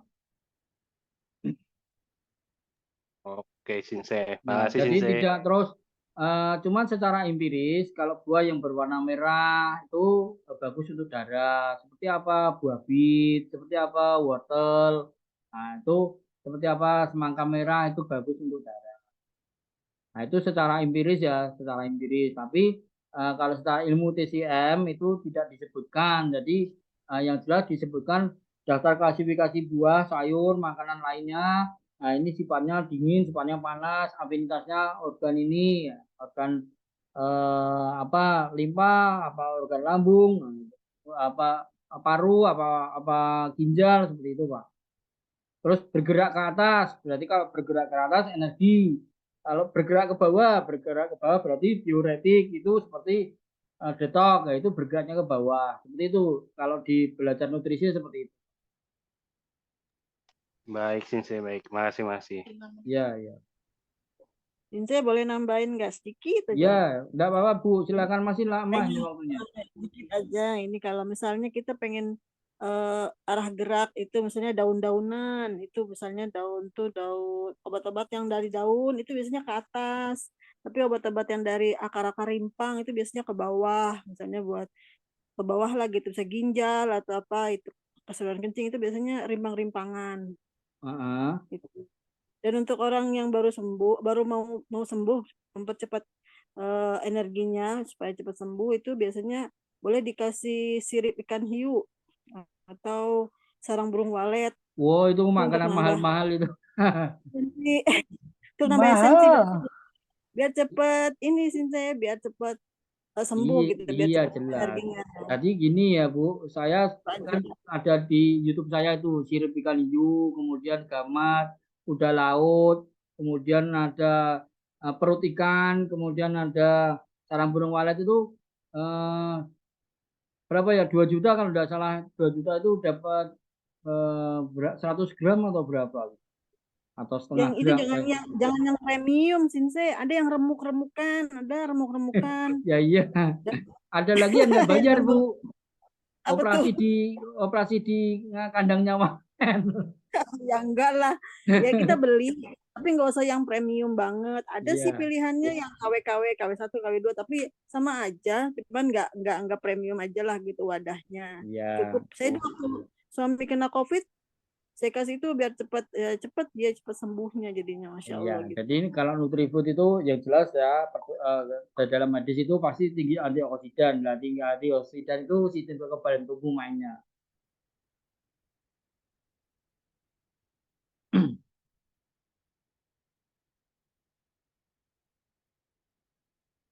Ya Bu, terima kasih Bu. Itu makanan-makanan kalau saya main itu ketawa-ketawa sama istri kapan bulan ini, weh, tapi tidak pernah tuku. Karena mahal-mahal semua itu ya. Sekarang Banyak yang KW-KW-an aja, nggak usah yang mahal-mahal, ada sih. iya ada, ya jelas ada Bu. Apalagi kalau punya teman-teman yang keluarga keturunan main ke rumahnya nanti ketika masak kok ibuku iya, masak. Nah itu aku tak main ya gitu. Itulah. Ya. Ya, jadi Saya kalau mau tanya lagi. ya gimana? Tadi kelupaan tanya. Yang mungkin tadi saya kurang mendengarkan mungkin ya yang di dalam yin ada yang di dalamnya yang ada yin itu bagaimana ya? Ya, jadi Mbak Cela pernah nggak melihat apa namanya api di air laut? Belum pernah sensei. Oh, cari di YouTube ya. Nah, api tapi nggak mati di dalam laut itu. Nah, itu bagian daripada konsep teori yin dan yang. Atau kalau penjelasan detailnya ada benih-benih. Jadi yang ada benih yinnya atau yin ada benih yangnya. Suatu contoh sudah saya jelaskan tadi. Apa namanya? Seorang pelacur kan nggak mungkin kan anaknya dijadikan pelacur. Seorang pembunuh, seorang perampok, kan nggak mungkin juga anaknya meniru jadi perampok. Nah, berarti ada sedikit titik benih secerah kebaikan di dalam yang jelek gitu. Nah, begitu pula seorang yang mohon maaf, yang kita kenal dengan pribadi yang soleh, ya kan, istrinya berjilbab, seperti itu. Kemudian kegiatannya ke masjid sehari 5 kali, ya mama seperti itu. Tapi karena ada benih kejelekan di dalam hatinya, ada yin, ada yangnya. Nah, tapi ketika saat itu entah kenapa, lah tiba-tiba kok matinya di hotel dengan mati keracunan obat kuat. Nah, seperti itu kan konsep yin dan yang juga seperti itu. Ya, Sensei boleh Sensei, makasih. Ya, Sensei boleh nambah dikit Sensei. ya, ya. Itu Silakan konsep Bu. yin di dalam yin itu bisa konsep musim Bu siapa tadi itu? Konsep musim ya. Jadi kalau musim salju itu yin di dalam yin. Kalau musim semi itu yang di dalam yin. Kalau musim Ya, panas sudah jelas yang di dalam yang. Kalau musim gugur itu yin di dalam yang gitu. ya. Kalau kita tarikkan ke ilmu apa namanya, ilmu 4 musim bisa seperti itu. Seperti yang di awal tadi di gambaran tadi kan. Cuman memang tidak saya jelaskan detail, takutnya malah bingung. Tapi kalau sekedar pernah lihat video enggak yang ada api di dalam air enggak mati apinya, berarti kan itu kuasa ilahi. Jadi memang bisa terjadi seperti itu. Di Mekah kemarin tuh di Mekah ya kan, di Indonesia panas sekali tapi di Mekah ada hujan kemudian muncul air terjun. Nah, seperti itu. Itu alami, konsep alamnya seperti itu. Yin dan yang ada di situ kan. Sekarang ada gerojokan, ada curug di Mekah sana.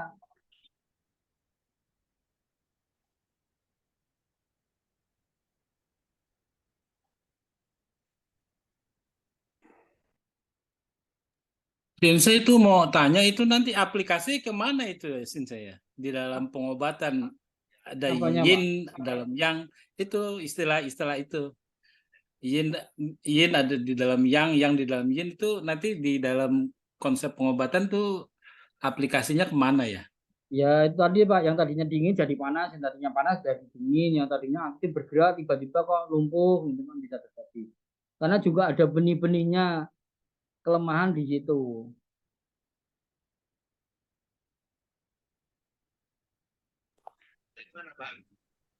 Tapi dia ini ya, apa namanya, sekunder aja sifatnya gitu ya, kalau yang model seperti itu ya. Maksudnya sekunder? Jadi dia bukan misalnya yang yin-nya ada di dalam yang, berarti dia sifat lemahnya hanya sekunder gitu. Jadi tidak begitu penting gitu, maksudnya apa gimana itu? Nanti suatu saat bisa berubah juga bisa Pak. Dulu ini suaminya tenang loh, orangnya pendiam loh. Sekarang kok bisa jadi galak, bisa jadi temperamen. Nah itu kan seperti itu. Dulu pas pacaran ini sayangnya minta ampun, tapi setelah apa namanya kan bisa berubah yin ke yang, bisa macam-macam lah seperti yang saya sampaikan tadi. Nah itu tadi karena apa, di dalam yin ada yang dan ada di dalam yang ada yin, kemungkinan akan berubah, bisa terjadi seperti itu. Nah, tinggal semua itu ada ukurannya secara relatif, tidak mutlak. Jadi tidak mutlak. Maksudnya begini loh Pak, tidak mutlak yin semua ada, pasti ada benih yangnya di dalam yin. Nah, atau yang total yang semua 100% tidak bisa. Jadi seorang lelaki lagi kadang-kadang menangis. Betul nama betul niku. Iya betul. Menangis kan perempuan itu harusnya. Seorang jiwa perempuan ada yang mohon maaf kerjanya super truk. Nah, bahkan 24 jam itu tidurnya 2-3 jam tok. Jadi dia menjadi tulang punggung, malah melebihi laki-laki. Nah, karena itu tadi ada ada ada yang di dalam yin, ada yin di dalam yang. Iya, iya, seperti energi potensial ya, gitu ya. Enggak Ya, bisa, ya iya, bisa iya. berubah, bisa naik turun ya Pak ya, bisa Iya, mengkonsumsi. iya.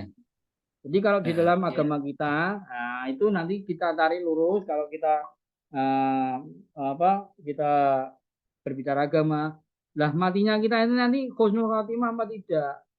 Apakah yin atau yang kan gitu aja, Pak.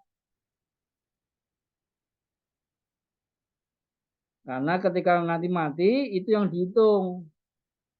Apakah ketika baik, apakah ketika jelek. Kan gitu, Pak. Ya, Pak Ari, terima kasih ya. Oke, oke. Biasanya ya, Sinse, pasien yang datang ke kita tuh pasien yang udah komplikasi gitu ya. Jadi seolah-olah terlihatnya seperti yin, padahal dia yang gitu. Ada yang begitu tuh banyak. Seolah-olah seperti dia yang, padahal dia yin gitu. Jadi Iya. sudah ada di dalam yin, sudah ada di dalam yang, dan yang sudah ada di dalam yin gitu. Udah komplikasi, kebanyakan yang datang sama kita sudah begitu kondisinya. Jadi gini Bu, ya tadi yang mengonsumsi yin, nah, seperti itu. Padahal apa namanya, taunya yin, padahal yinnya itu karena berlebih yang saja.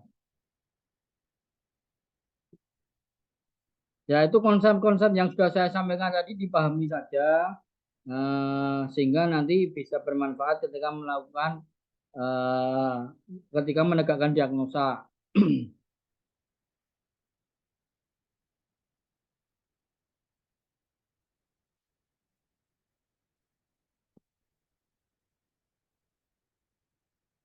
Karena saya merasa saya tambahi materinya karena sudah di halaman 17, karena sudah saya hitung 3 bulan itu dari 1000 berapa halaman ini selesai setiap eh, 1 jam pelajarnya 10 halaman. Nah, ini sudah dapat 17.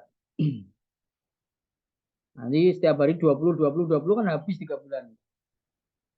Nah, kalau mengikuti bisa tanya jawab, saya jawab detail kayak gini kan enak. Jadi tidak ada dusta di antara kita. Maksudnya seperti itu. Jenengan puas, jenengan totalitas dapat ilmunya, saya juga senang, bangga, jadi ya merasa bermanfaat gitu.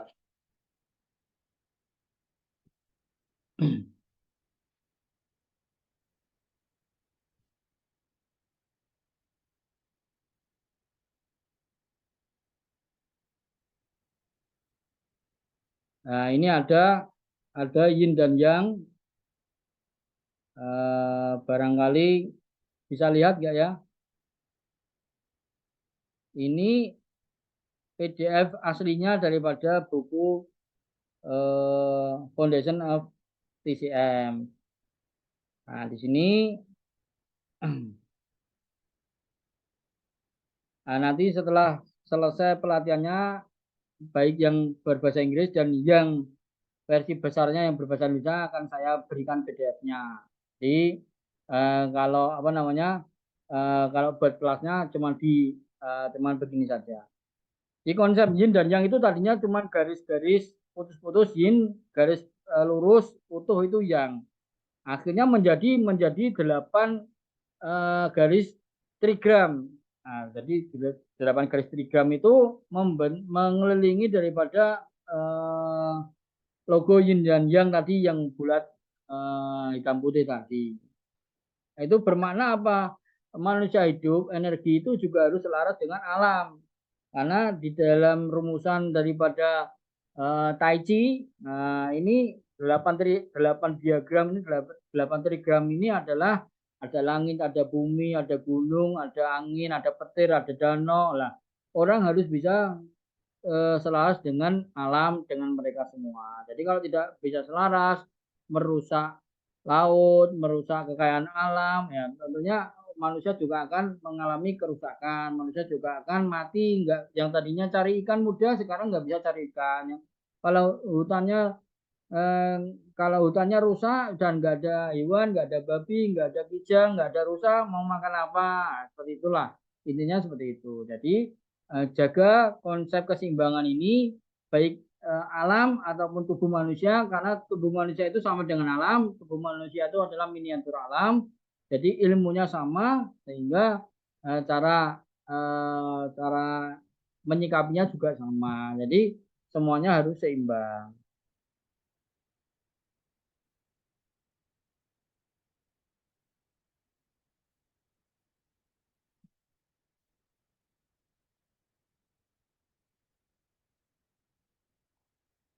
Nah, ini termasuk tadi yang apa namanya berhubungan dengan musim ya, seperti yang Bu Uswah tadi sampaikan. Yin dan yang itu juga di dalam urusan musim pun juga bisa ditarik garis lurus, dilihat sesuai kacamata konsep yin dan yang. Oke, karena waktunya tinggal 2 menit lagi, barangkali ada yang masih bisa didiskusikan karena sudah hampir habis. Ya, semoga bisa bermanfaat, bisa dipahami. Kita kita lanjutkan ke sesi pertemuan berikutnya, insya Allah nanti di hari Sabtu ya, Sabtu malam minggu ya. Ada yang mau ditanyakan lagi? Saya tutup sampai di sini.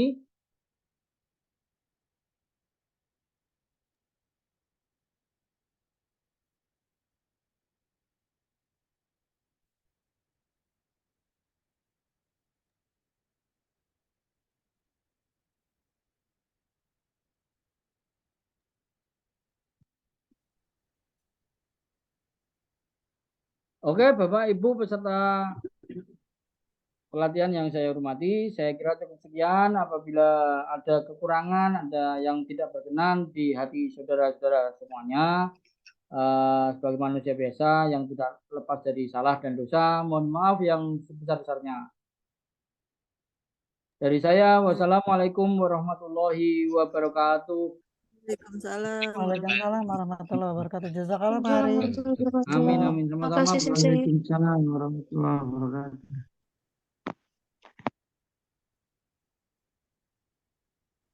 Waalaikumsalam, makasih Sensei. Ya, sama-sama Bapak. Ya, pamitan Sensei. Ya, Pak.